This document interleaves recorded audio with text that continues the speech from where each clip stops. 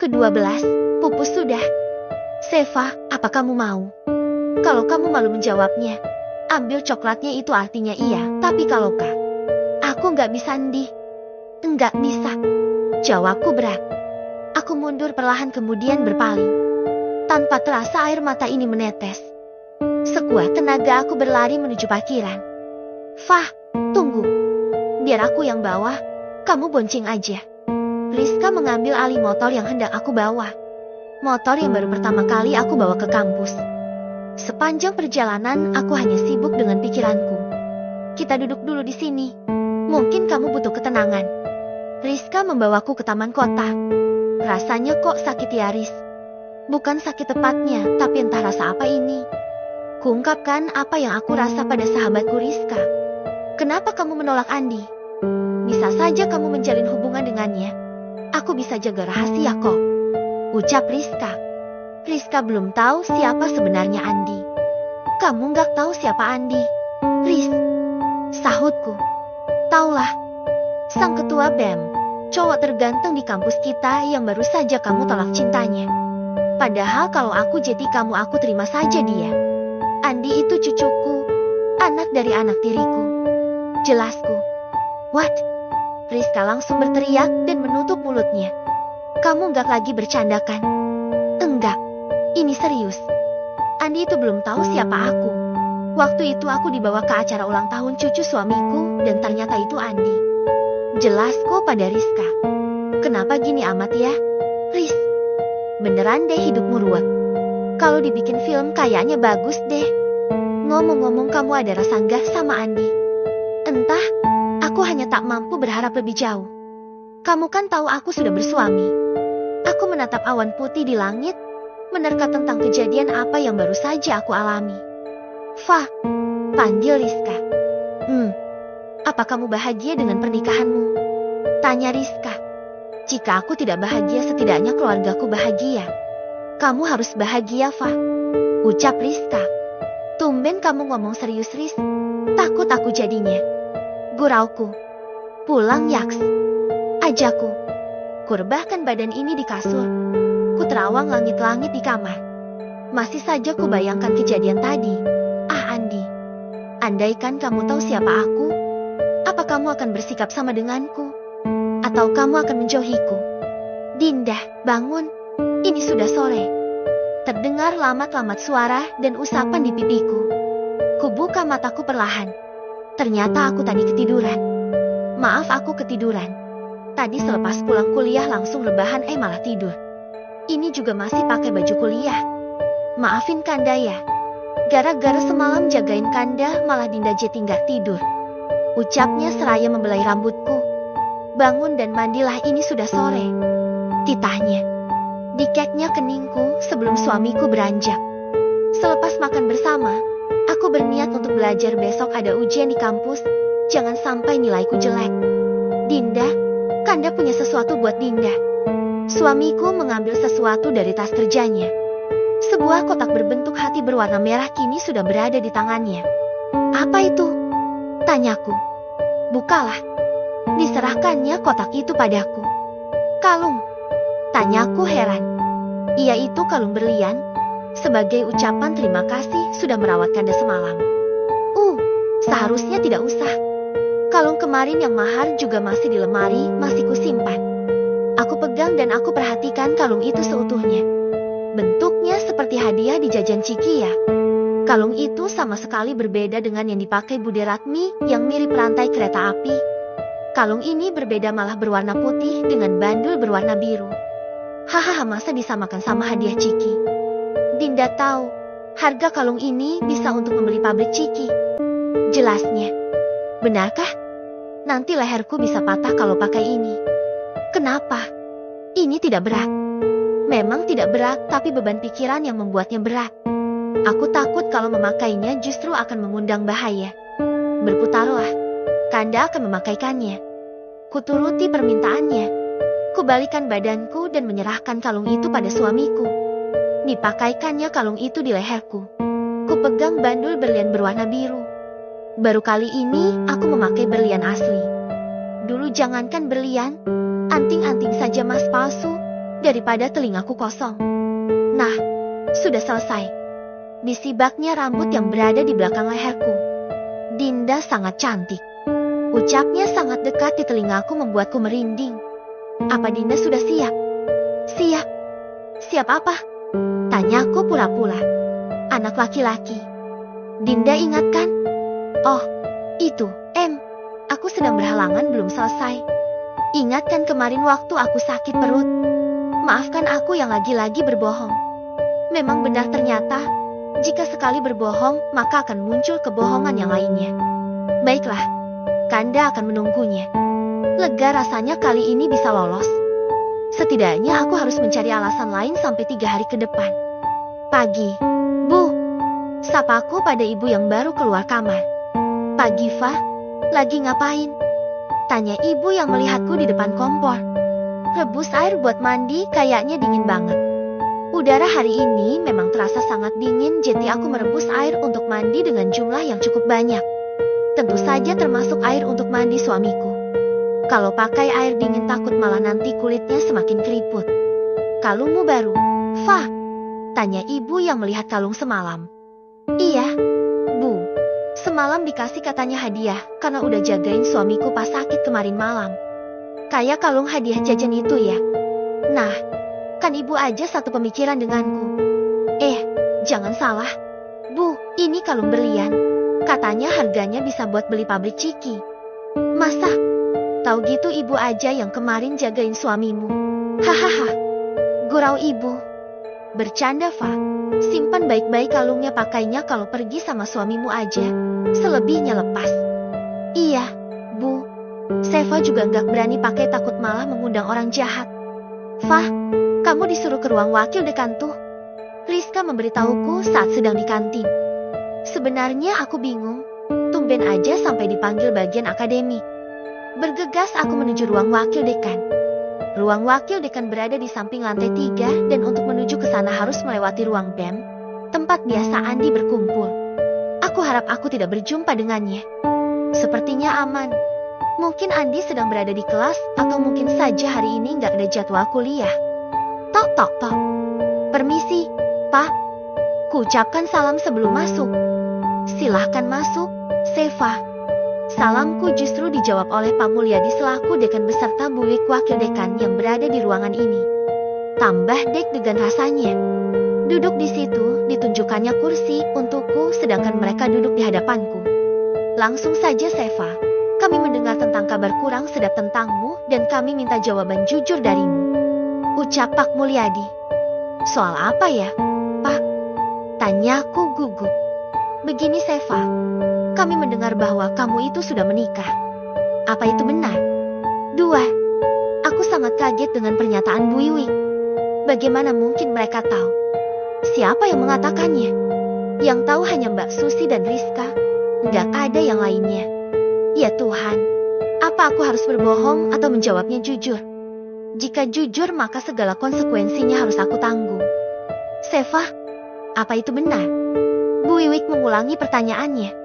Benar, Bu. Saya jamin kabar itu benar. Saya itu masih saudara sama Seva, masa iya saya bohong?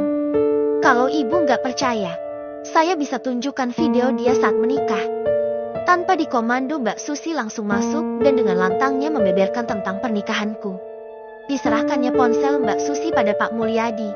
Kemudian ponsel itu juga berpindah pada dosen lain yang berada di ruangan ini. Dalam video itu terlihat dengan jelas saat suamiku dengan lantang mengucapkan ijab kabul. Tentu saja aku tak bisa lagi mengelak. Namaku beserta nama bapak terucap jelas saat proses akad itu. Benar, itu saya. Saya telah menikah dengan laki-laki itu. Akhirnya aku mengakuinya. Toh mau mengelak pun sudah tak bisa. Nah, kan dia ngaku. Keluarin dia dari sekolah, Pak. Ucap Mbak Susi. Susi, silahkan kamu kembali ke kelas. Perintah Bu Wiwik. Tatapi Bu. Enggak ada tapi-tapian. Ini urusan Seva dan kami. Silahkan keluar dari ruangan ini. Mau tak mau Mbak Susi keluar dari ruangan ini. Masih dapat kulihat senyum kemenangan di wajahnya saat keluar. Kenapa kamu menikah padahal statusmu itu masih mahasiswi? Bukankah kamu tahu, syarat bidik misi adalah tidak boleh menikah? Kamu itu mahasiswi yang pintar. Bahkan ibu sudah berencana untuk mengikutkanmu pada Olimpiade bulan depan. Jelaskan alasanmu, Seva. Bu Wiwik dengan tegas meminta penjelasan dariku. Sementara aku terus menunduk tak berani menatap mereka. Akhirnya mau tak mau kuceritakan semua yang terjadi. Dari awal kecelakaan Seno juga operasi bapak. Tak ada yang aku tutup-tutupi lagi. Ya Tuhan, Seva. Bu Wiwik memelukku setelah aku menceritakan semuanya. Aku yang tak sanggup lagi menahannya kini menangis di pelukan Bu Wiwik. Maafkan Seva. Sekarang apapun keputusannya akan Seva terima. Mohon maaf Seva, peraturan tetaplah peraturan. Kampus tidak bisa lagi menerima mahasiswa jalur bidik misi yang sudah berumah tangga. Jelas itu sudah melanggar peraturan. Dengan berat hati Bapak akan menyampaikan bahwa Seva tak bisa lagi melanjutkan kuliah di kampus ini. Jelas Pak Mulyadi laksana petir buatku. Itu artinya aku tak bisa lagi kuliah di sini. Akhirnya hal yang aku takutkan itu terjadi hari ini. Mendengar hal itu aku menangis semakin deras. Bu Wiwik kembali memelukku dengan erat. Apa tidak ada dispensasi, Pak? Seva ini mahasiswi yang pintar. Sudah banyak piala yang Seva persembahkan untuk nama harum kampus ini. Bu Wiwik mencoba membelaku. Maaf Bu, tidak bisa. Jawaban singkat itu membuatku pupus harapan. Aku harus meninggalkan bangku kuliah sebelum aku lulus. Halo istrinya aki-aki yang baru dikeluarkan dari kampus. Gimana rasanya udah nggak boleh kuliah lagi? Mbak Susi menemuiku di kelas saat aku sedang membereskan buku untuk dibawa pulang. Aku tetap bergeming tak menghiraukannya. Bahkan aku tinggalkan dia saat dia masih terus mengoceh. Dasar bude ditanya malah diam saja. Memang kamu klop banget sama aki-aki. Teriaknya saat aku melenggang pergi. Seva dikeluarin dari kampus Pak, Bu. Ucapku saat bapak dan ibu bertanya kenapa aku pulang lebih gasik dari biasanya. Dinda tenang aja, Kanda yang akan mengurusnya. Oh iya, sore nanti kita pindah dulu ya. Rumah ini akan direnovasi mulai besok. Suamiku malah bilang agar aku tenang. Hancur sudah impianku. Kita pindah kemana? Tanya Seno. Ke salah satu rumahku, sekalian liburan juga. Sekolah Seno gimana? Nanti akan diantar jemput sopir. Tenanglah, jarak rumahnya juga enggak terlalu jauh. Jadilah sore itu kami semua pindah. Ternyata rumahnya di kawasan puncak. Udaranya masih segar dan ada perkebunan teh tak jauh dari rumah. Dinda tahu siapa yang melaporkan tentang pernikahan kita ke kampus? Tanya suamiku saat sedang menata baju di kamar. Ya, tentu saja. Bahkan dia punya video saat akad itu. Mbak Susi yang melaporkannya. Dinda masih ingin kuliah. Tentu saja. Tapi sekarang gak bisa. Masa depanku sudah berakhir sampai di sini. Sekarang aku hanya wanita yang lulus SMA. Tak bisa lagi kuliah, tak bisa lagi menggapai cita-citaku.